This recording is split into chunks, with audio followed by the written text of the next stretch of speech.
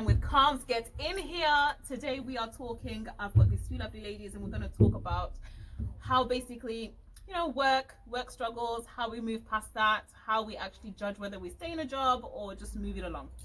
So everyone's going to introduce themselves. This is Rose. This is Eva. Yes, hi everyone. My name is Rose. I work in the mental health sector as a locality manager for two services. So I've managed two homes with clients who are struggling for mental health. So our job is just to support them to live a fulfilling life.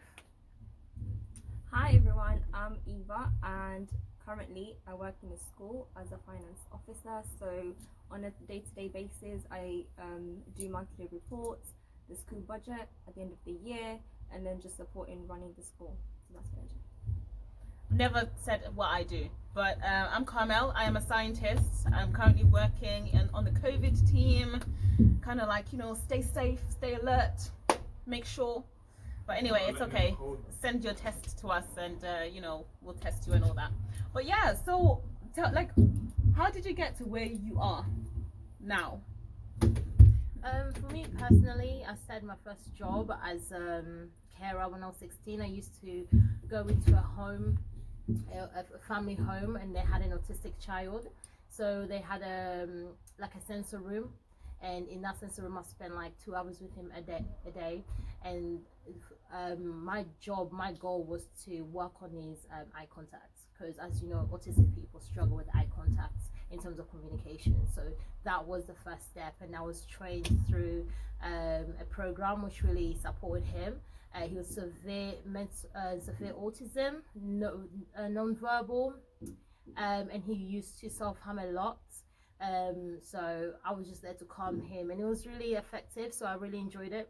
And then when I went to university to do my undergrad in BA education, I carried on as a carer in other health sectors such as hospitals, care homes, residential homes, and through that just my skills developed, and I thought, why not, might as well become a manager. So here I am.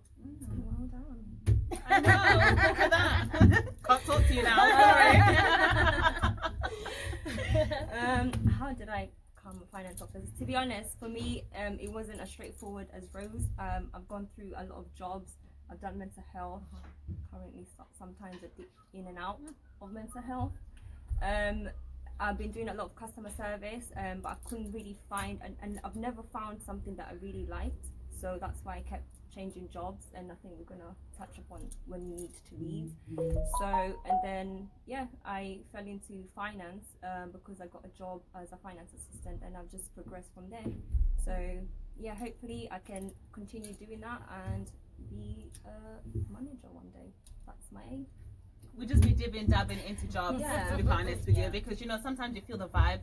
You're like, and sometimes it's like, okay, we've all heard the terminology, like ticking a box, and sometimes you really do feel that you've ticked a box. Yeah. And sometimes you're like, okay, I personally think when you know that, and every time you get a job, you should always know why you're there, what you're doing it Absolutely. for. Personally, that's what I think. I'm not the type of person to be like, oh, you know what, let me get into a job, I just need a job. No. Okay, but I need to know why I'm there, Yeah. because otherwise why am I there, personally? Yeah. So if I'm there to tick a box, I'm like, that is okay, you use me, let me use you. And then I always say 6 months is a good time to dip.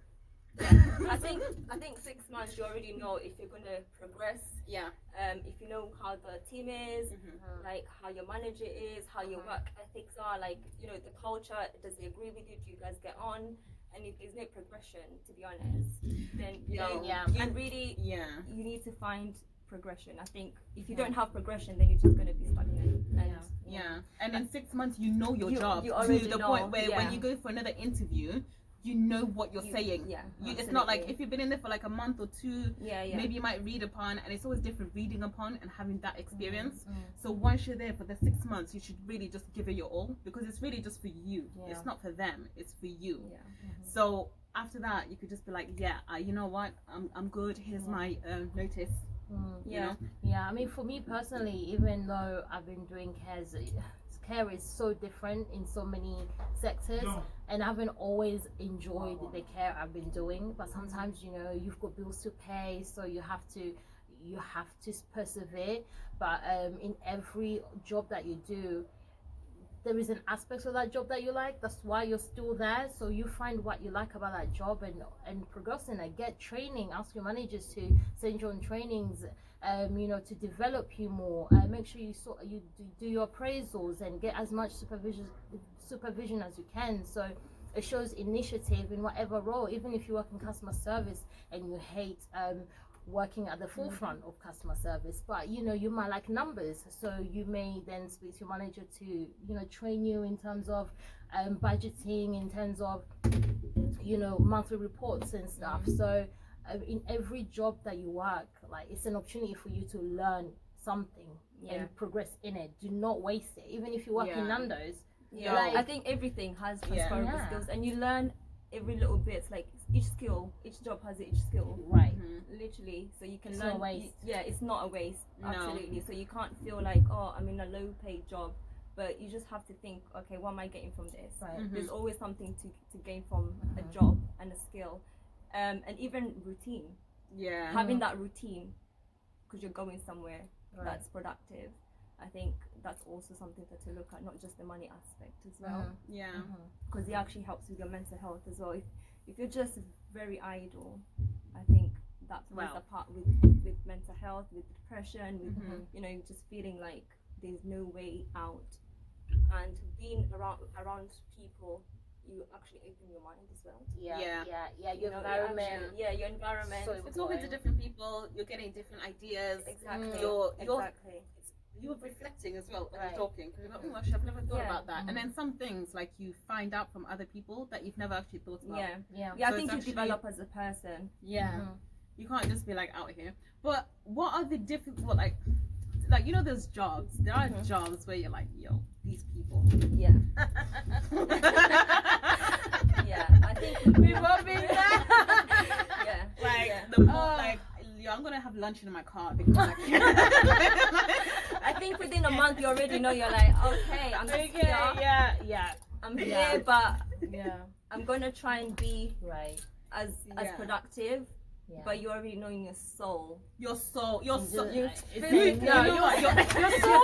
no, and your energy is repellent. It's and like then the fact that you're even like waking up in the morning is really hard. It's like you're paying tax.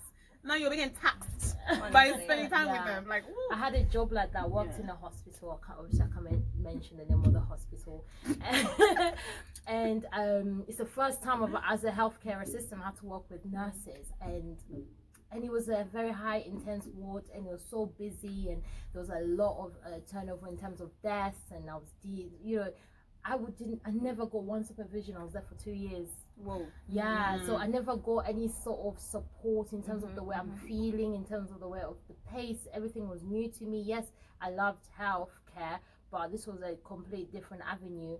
And but I persevered for 2 years, because after that role I went straight into management as a healthcare assistant in a hospital, straight into management because of the experiences I had, not necessarily because I loved being there, but you have to persevere if you want. You have to always have that reason. I mean, you work in places. I've personally worked in places where they just don't want you. You know what? To the point where I literally had to ask, like, why did you hire me?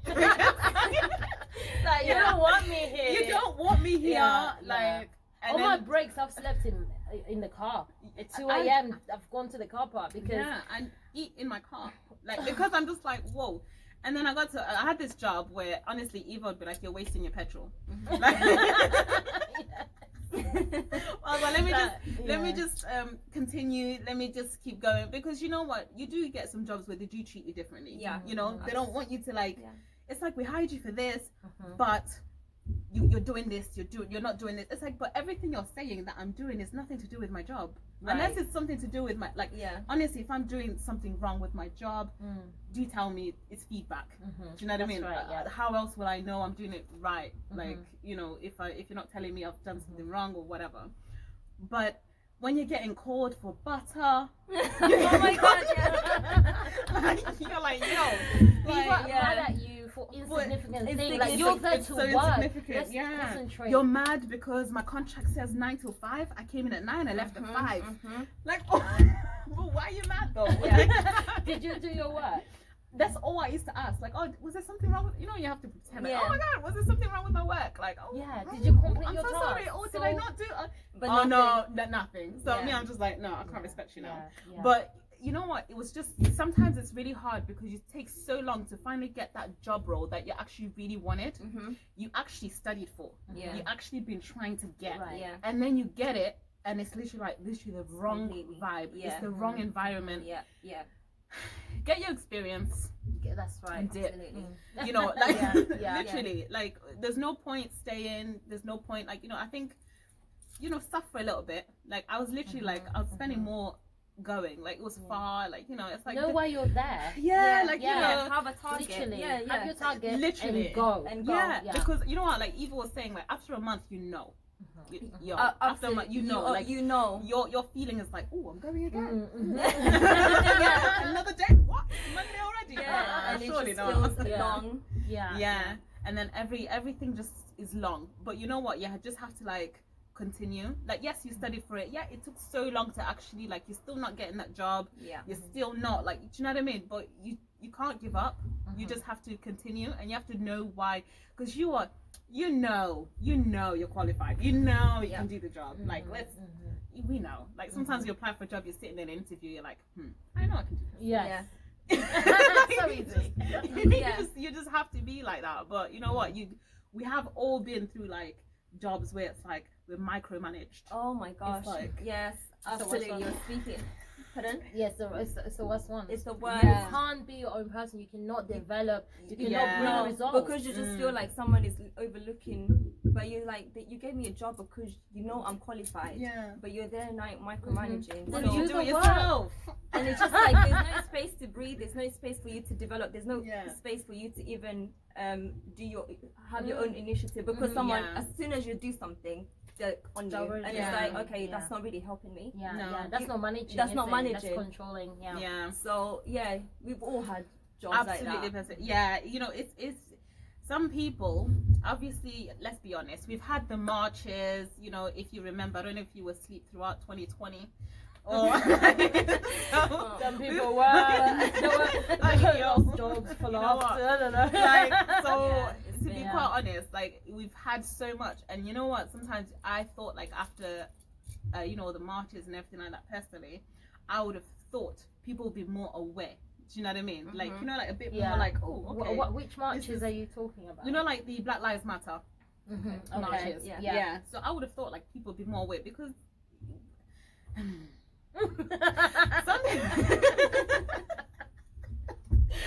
people, like, honestly, I've literally had people like literally genuinely ask me like, I just don't understand what the marches is about. At work. At work. And it's like, you don't. Like, I get it. Like, I don't get it. I think it's about educating people. Sometimes it's so tiring because you're like, well, it's common sense, like it's on the news, you know, in social media. How are you still asking me about why I'm fighting for my human right? How is that even a question? I would have thought personally that businesses would actually slightly look at themselves. Do you know what I mean? To be honest, I think this has really highlighted the fact that businesses don't do that. They don't care. Especially for the black community, when we bring so much revenue day in and day out. Like I was just, it's just a bit disappointing. Like, you know, you walk into a place, like, you know, say you're going for an interview, and then you're going into a place, you know, they're like, oh, let's show you around, and you're like, yo, I'm gonna be the only okay. Okay, this is gonna be interesting. Let's just ride it out. Do you know what I mean? But, I mean, understandably, we live in the UK, so it's predominantly a white country, but I think we just have to be mindful in how we communicate with people, how we talk to people, especially in time sensitive things like this, you know. And I know there's businesses that have supported the cause, you know, really openly. We really appreciate that. I think to bring it back to home is us as women, first of all, we have to struggle being women in workplaces, in senior positions, let alone being black. It's like, so now you're a woman you know, like, okay, we're now women. Now our own fellow women are asking us about our hairs and wanting to touch them. Don't touch my hair. I've moisturized it. Honestly, I've been like, you know, I brushed it to be like this. It took a while for the little fro to be like this. Our wash days as well. It takes a day, so it's actually don't do that. Don't do that. No one does that to other people. We don't do that to other people. Why? It's rude. It's honestly, it's just like, oh, let me touch your skin. It's so white. Why would you do that? You wouldn't. Like, no. Come on, guys. We're smart. We're smarter than that. Yeah, we're very. Come on. We live in a technology world. Yeah, you have so much information available. Literally, like, you know, go out there, read it, and to be honest, to flip it around as well. I think sometimes when you go in, so I can't go to an interview and be like, I'm going to just have orange hair. Like, I don't know. Like, do you know what I mean? Like certain jobs, I think I've worked in certain places where they're cool with that. But I always feel like it's nice to actually just have, you know, whether you're black, white, Asian, you can't just be rolling around in an interview with yellow hair. Do you know what I mean? Like, just look presentable. Yeah, absolutely. That's all it is. Like, you can go with dreads, honestly, go with your natural hair, you know, throw that wig on. Like, it's cool. But just be presentable as well. You can't just be like, well, I am who I am, so this is what I'm going. Like, you know, I feel like it works a little bit both ways as well. Like, if you look presentable, it's like, okay, I'm gonna you hire someone and I think that's what I like about education in general. Like in schools, they taught us to wear uniform, to confine to the rules. They taught us not to have orange hair. Really, I mean, a few people had like pink strips and here and there, but you know, they actually try to equip you to the real world. But when you get to the real world, like, they're so horrible sometimes. Yo, and you're just like, you know, first of all, I'm struggling because I'm a woman, because life is so difficult for women in general, and I'm struggling because I'm black, and I'm spending a maximum at least 12 hours per day at work. And then when you're on social media, you're being attacked. The moment you put on the news, you're being attacked. When you go to the grocery, they're looking at you funny, like, and then you expect me not to have blood pressure. Like, come on. It's too much. Stay healthy, guys. And I think even like there's some workplaces as well, you have to like be presentable, and being presentable is not having an afro. It's not having your natural hair out. And then you just have to have like straight hair, and I think we just need to break that cycle. Braids are acceptable as long as they're neat and clean. As long as your hair is out and clean, and with an afro, that's your hair. And I think that's something we just need to be doing more. Like, just wear your hair out with confidence, so then it can become normal. Honestly, you know, even if you know what, I'm not gonna lie, like I've gone to a point where I'm a bit like, I'm done. So if whatever hair I have is what I'll go to the interview with, because in all honesty, like, obviously, take me as I am a black woman, and this is what is under this. Today it'll be afro, tomorrow it'll be a wig, the day after that it'll be like you know, you just braids. don't know. But I don't know. It will definitely be it'll still be presentable. But I make sure, like, honestly, even like with my job, I literally, like, okay, I had braids at the interview, I was just myself, I was like, okay, cool. And then I think I rocked up with a mohawk. Because I was like, I'm styling my natural hair. What? Rocked up with a mohawk 1 week. I worked 4 days on, 4 days off. So that's like 4 days of mohawk. That means I don't brush my hair. I don't brush my hair every day. And then obviously the next time I'll have like afro. Next time I'll have like a wig. And then after that I'll have my twists. And then after that I'll then sleep my natural hair back. But no, but that was like, ooh. And then I'm like, you know what? That's but the now beauty. That is they the ask beauty. less. They're like, I like your hair. Yes, your hair looks because nice. you've taught them that. Do you know what I mean? You've actually you haven't shied away from who you are. You've embraced it. You've embraced it, and so it's become normal that you're doing that. And that's what we need to be doing more often. I think, and not confined in that thing that professionalism means straight hair. Straight hair. Like, straighteners are not touching my hair. Like, what kind of concept is that? No. And you know what, especially if you're natural as well, you're not going to use heat on your hair. No. you're not gonna use heat on your hair. So what straighteners? Not even straightening the hair. But he's doing that. I'm like, really trying to have hair goals right with here. all that moisture, it's like start sizzling. Like I feel like those days are done. Those days are done. Like, you know, we've gone through the whole relax your hair. Now it's like no. It is what it be is. who you are. Yeah. And let your hair be. Yeah. Right. Let you be. Let you be. That's what I love about Black women in Africa. They embrace everything. Like no one can tell them whatsoever. They're who they are. Accept it as it is. And I think now in the UK, in our Western society, I think we're beginning to accept that as well. You know, our parents are still the same young girls that they were back. When they're in Africa, they've never tried to be any different in terms of their hair and their looks and their clothes that they wear. We're not wearing prints. You know, we're not shying away from now. We don't care. Like, put that headband on. It's beautiful to see that we actually tend to embrace that. Because now I think there's more natural people than relaxed hair.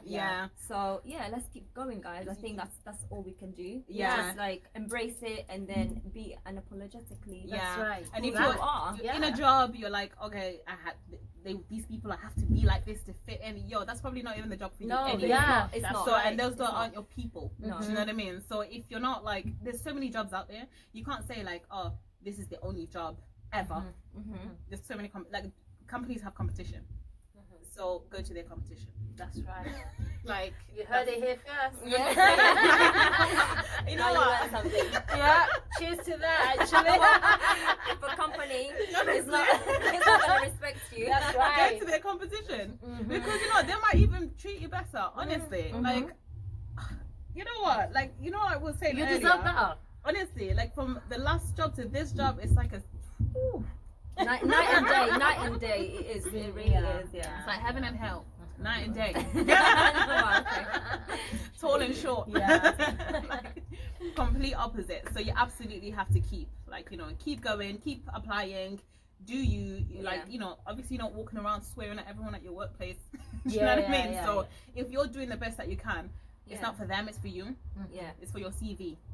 So bang that on LinkedIn. But you have to remember they're seeing you as a number as well. So you need to see them as your salary. As salary, as experience, as you need to be where you need to be, and if that's the time you need to be doing that, then do it.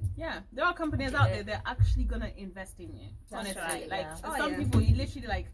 We want our people to do this. They'll tell you this. You're like, what? Really? That's right. I could cry. I've been looking for this. Whereas other places, you will ask and they'll be like, they'll just like shun you down. So you just have to like play around with it. Do you know what I mean? Be happy. You are your own. Like happiness is your own responsibility. Nobody else's. So and work is a big thing because you're always at work. Right. You wake up at 7.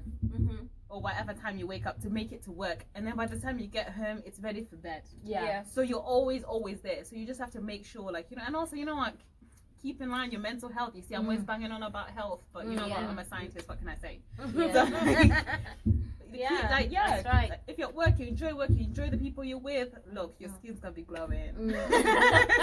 You know what? You're not gonna be comfort eating. And the people around you as well at home, they're not gonna be getting it because that's what happens. Like, that's right. We get a lot of phone calls. That's what happens. I need to talk. It's just 10 minutes. So are you okay? All right, time to go. All right.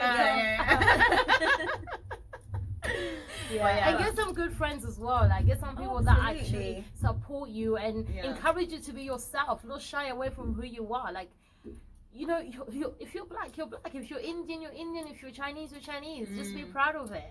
And fight on every day. Because what else are you gonna do? Isn't it? What you gonna do? You can change your hair. That's it. That's right. It's true. You're still you. But I like your hair styles. Oh, well, thank you. I know you got the. I don't know who made this.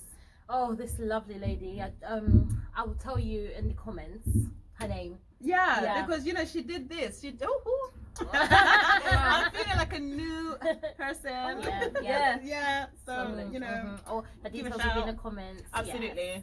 Get your weave done, get your hair did, look after yourself. That's right. Thanks for tuning in. Be That safe, was guys, as well. Talk Time with Calms. Oh, yeah, remember, stay away from the second wave. Yeah, please. You don't want a Wash second your wave. hands, You know what? wear You your don't actually want a mask. second Yeah, wave. like, Be safe. Don't be Keep hugging your people. distance. Don't handshake. As Mhm. rude as it is, don't handshake. Yeah, But yeah. No partings. Lol. No large gatherings. Ah.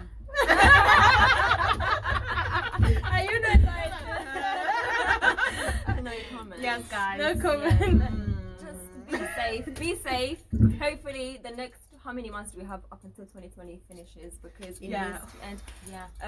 Enjoy yourselves as Yeah, well. absolutely. Like, be kind to yourselves. Yeah. That's This right. year has gone too quickly. And But slow. we've Dramatically as seen well. a lot of It was Yeah. so dramatic. people losing their lives. So Yeah. just enjoy yourself. Yeah. Let's pray that Yeah. this is not a trailer for 2021. Oh, God.